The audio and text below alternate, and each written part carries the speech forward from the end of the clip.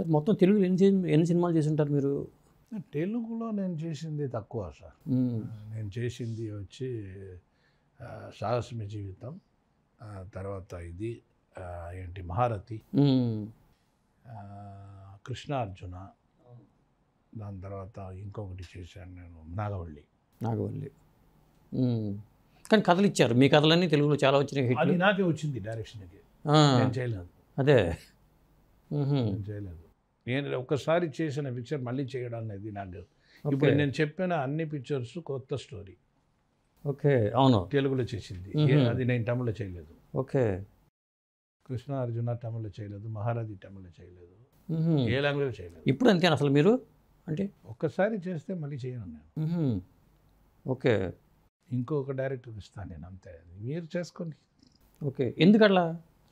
మళ్ళీ అదే చేయడం ఒక క్రియేటివిటీ లేదు కదా సార్. అదే ఇప్పుడు నేను తీసింది సేమ్ షాట్ తీయాలా? అదే ఉంది ఇంట్రెస్ట్, ఏదైనా ఒకటి క్రియేటివిటీ ఉండాలా.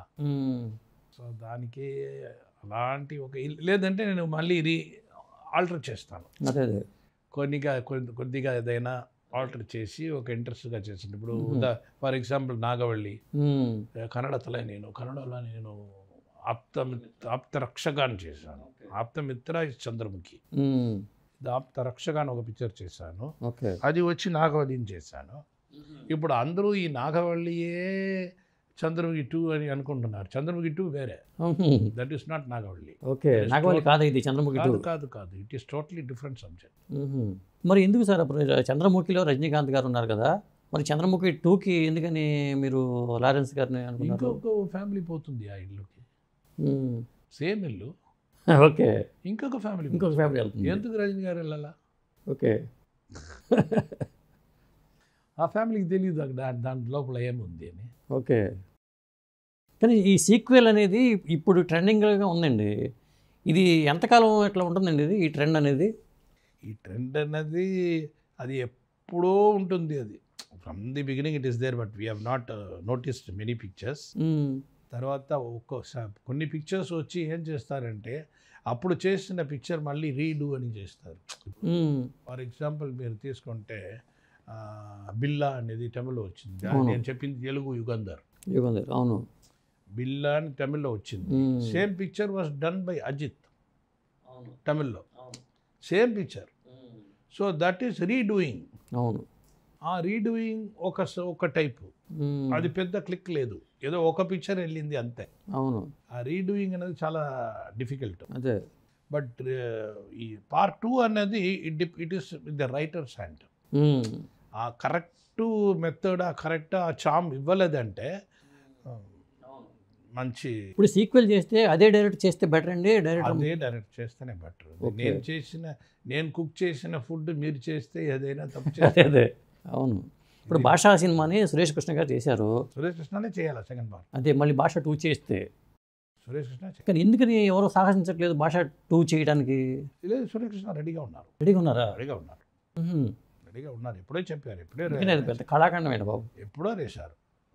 ఎప్పుడే రాశారు అది గురించి, నేను రెడీ, భాష 2 రెడీగా ఉంది అని. అదే రజనీ గారు ఒకసారి వినిన తర్వాత ఓకే అంట, అదే చెప్పాలా.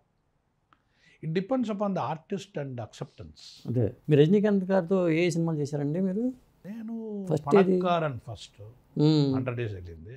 తర్వాత మన్నన్, అది గరానమగుడు. అవును, గరానమగుడు. తర్వాత ఉడైపాళి, తర్వాత చంద్రముఖి. అవును, దాని తర్వాత కథానాయకుడు తెలుగులో వచ్చింది కదా. అవును, కుశేలన్. అది క్లైమాక్స్ హైలైట్ అండి అసలు.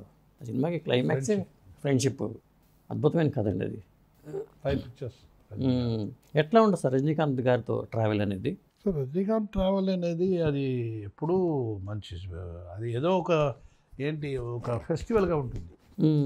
రజనీకాంత్ నేను ఒక పిక్చర్ చేస్తామంటే నాకెప్పుడు ఒక ఫెస్టివల్ లాగా, రోజు అబ్బా అంటారు, రోజు ఇదే అది.